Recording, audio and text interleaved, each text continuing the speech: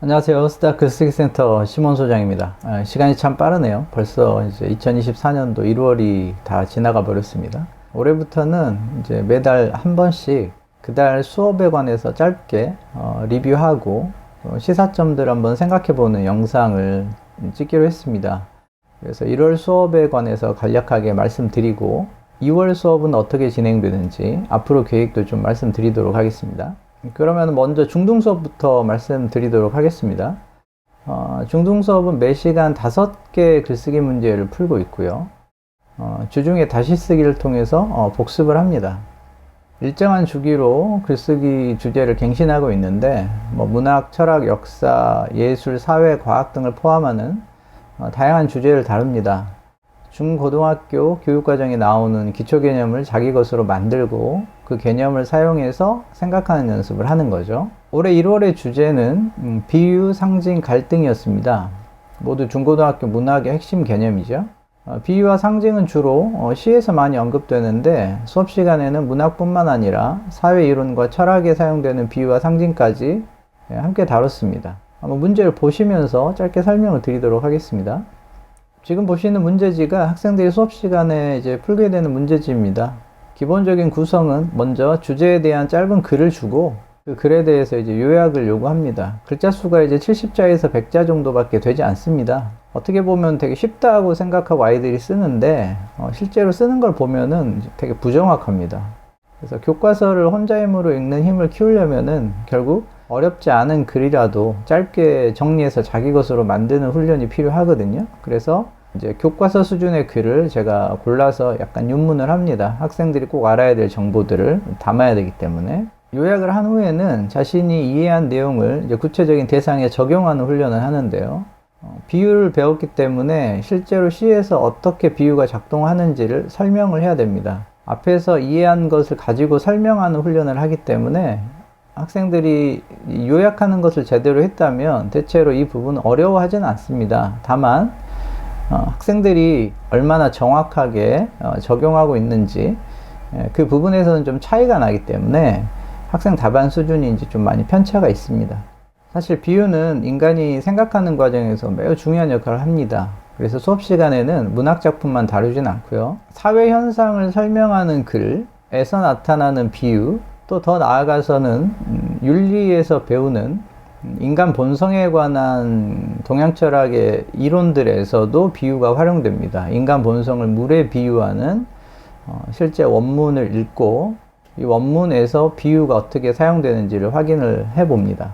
이렇게 하나의 개념을 단순히 특정 교과목에 국한해서 배우는 것이 아니라 다양한 대상에 적용해 보면서 그 개념을 자기식으로 활용하고 이해하는 그런 훈련을 이제 하게 되는 거죠.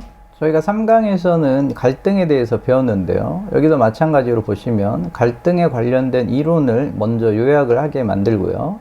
그 다음에 문학작품에서 나타난 갈등 상황을 요약하고 그 갈등을 앞에서 정리했던 갈등 이론을 바탕으로 설명해보는 문제를 풀게 됩니다.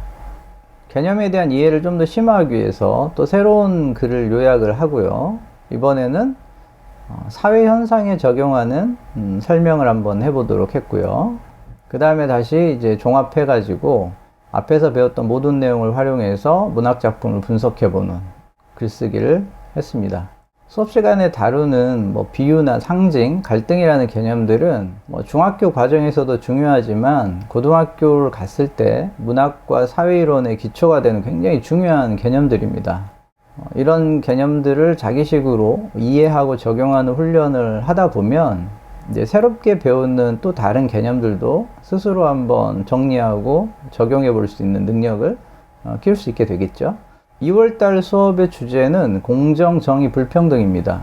주제가 달라지고 다루는 텍스트의 내용이 달라지지만 사실 모두 이해를 바탕으로 현실에 적용한다는 점에서는 크게 다르지 않습니다. 그리고 이제 2월부터는 간단한 수리적 계산과 영어 제시문이 포함된 그런 문제들도 이제 함께 풀면서 사고력 훈련을 좀 더 심화할 계획입니다. 다음으로 이제 초등 수업에 대해서 짧게 설명드리겠습니다. 초등학교 수업은 5학년에서 6학년으로 넘어가는 시기 학생들이 주로 지금 수업을 들었거든요. 그래서 읽기와 쓰기 기초가 많이 부족한 경우가 있습니다. 본격적인 글쓰기보다는 읽은 것을 짧고 정확한 문장으로 정리하는 훈련과 다양한 추론 훈련을 통해서 사고력의 기초를 키우는 것에 집중을 했습니다. 중등 수업과는 달리 일정한 주제를 다루기보다는 글쓰기와 생각하기의 기본 원리를 연습하는 과정에 집중하고 있습니다. 매주 5개에서 7개 정도의 짧은 글쓰기 문제들을 풀고 주중에 다시 쓰기를 하는데 이것은 뭐 중등과 비슷합니다. 초등 문제도 잠깐 보시면서 제가 설명드리겠습니다. 보시면 초등 문제의 특징은 이렇게 문제들이 굉장히 짧습니다. 그리고 글 써야 되는 분량도 굉장히 짧죠. 그래서 요약을 하는데 이 요약들이 뭐 주제 일관성이 있다기보다는 기본적인 글의 형식을 익힐 수 있는 짧은 글들입니다. 그래서 이런 글들을 이제 반복해서 요약하고 다시 쓰기를 하면서 학생들이 문장을 연결하거나 구성하는 기본 원리를 배울 수 있게 됩니다. 다음으로 이제 중요한 능력은 이제 추론하는 능력인데요. 이렇게 짧은 이야기를 주고 이 등장인물의 생각이나 행동을 분석해보는 이제 그런 글쓰기를 하는데 역시 글자 수는 길지 않고요. 글의 내용도 매우 짧습니다. 해보면 생각보다 많은 학생들이 이렇게 짧은 글에서도 내용을 추론하는 걸 되게 어려워합니다. 이런 상태에서 좀 쉬운 책이라고 해도 이제 독서를 무작정 하게 되면 줄거리를 소비하는 방식의 독서에 머무르게 되고 읽은 내용 안에서 어떤 의미를 추론하는 힘이 좀 약해지거든요. 문학작품을 통해서 추론하는 것도 필요하지만 어떤 상황을 주고 문법적인 규칙을 추론하게 하거나 때에 따라서는 이렇게 뭐 공익광고와 같은 이미지를 주고 이 광고가 의미하는 바가 무엇인지를 짧게 자기식으로 써보는 이제 그런 것들도 우리가 수업 시간에 하게 됩니다.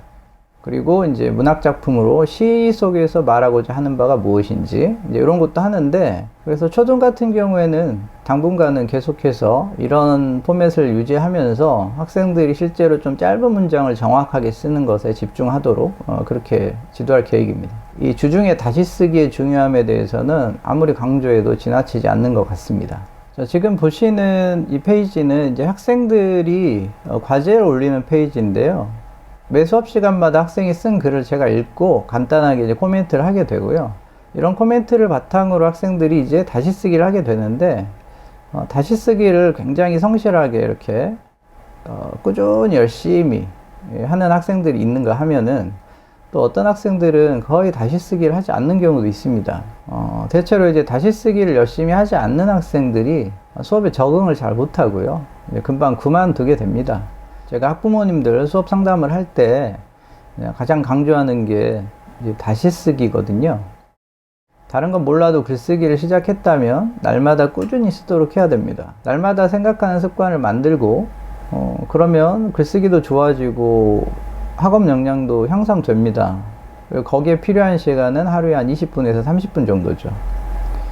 글쓰기를 배운다는 거는 생각하는 방법, 공부하는 방법을 배운다는 뜻인데 사실 아이들이 지금까지 해온 공부라는 게 스스로 생각하고 판단하는 방식이 아니라 주로 이제 문제풀이 위주이기 때문에 아이들 스스로 글쓰기를 통한 생각하기가 중요하다는 것을 깨닫기가 어렵습니다. 이 학교 교육에서 글쓰기 중심으로 학생을 평가하거나 교육이 진행되지 않다 보니까 현실적으로 학생들이 글쓰기의 중요함을 느끼기가 좀 어렵습니다. 그래서 제가 좀 당부드리고 싶은 말씀은 글쓰기가 단순히 글쓰기 기술이 아니라 생각하는 능력을 키우는 것이고 그것이 자녀 인생에서 가장 중요한 능력이라는 거 그걸 인식을 할 수 있게 좀 자극을 해 주셨으면 합니다. 저희가 학생들마다 개인 페이지를 부모님께 그 링크를 공유해 드리고 있거든요. 시간을 좀 내셔가지고 자녀가 쓴 글을 좀 읽어보시기를 권해드립니다. 문장을 읽어보면 학생의 사고 수준을 바로 알 수 있거든요. 자녀가 쓴 글도 읽어보시고 피드백도 좀 꾸준히 받고 있는지도 확인해 보시고 그렇게 하시면 좋을 것 같고요. 그 다음에 수업 시간에 다루는 주제에 관해서도 이야기를 한번 나눠보시는 게 좋습니다. 평소에도 대화를 통해서 자기 생각을 표현하는 연습을 좀 할 필요가 있고요. 그런 것들 대화 주제로 삼을 수 있으니까요. 그렇게 해주셨으면 좋겠습니다.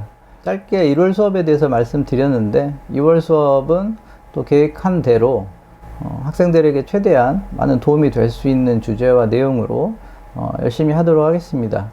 학부모님들께서도 자녀 글에 좀 더 관심을 가지시고요. 혹시 자녀가 과제를 하느라 좀 어려움을 겪고 있거나 수업에 관련돼서 궁금한 점이 있으시면 주저하지 마시고 학원으로 연락해 주시면 제가 최대한 빨리 답변 드리도록 하겠습니다. 자, 그럼 저는 또 다음 영상에서 뵙도록 하겠습니다. 감사합니다.